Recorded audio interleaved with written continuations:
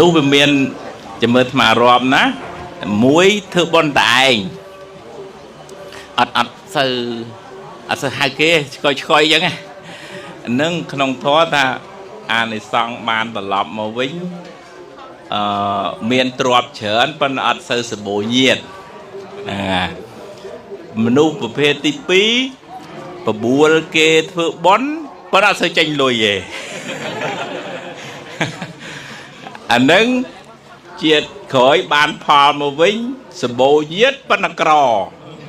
ពីព្រោះយើងអត់ចេញដើមទុនធ្វើមនុស្សប្រភេទទី3បបួលគេក៏មិនបបួលធ្វើខ្លួនឯងក៏មិនធ្វើអានឹងកើតមកក្រទាំងទ្របក្រទាំងអីគេមួយទៀតក្រទាំងញាតហើយនឹងមនុស្សប្រភេទទី4ធ្វើបន់ខ្លួនឯងក៏ធ្វើបបួលគេក៏ធ្វើនឹងបានផលមកវិញមានទ្របផងសបោញាតផងអញ្ចឹងញញោមណាប៉ុន្តែកុំហៅគេញឹកពេកវគេហុញអាมึงមកទៀតហើយហ្នឹងប៉ុន្តែយើងមើលកលៈទេសៈហ្នឹងណាញោមណា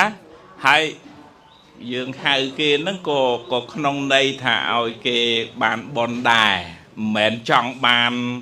លុយគេប្រមាណទេអញ្ចឹង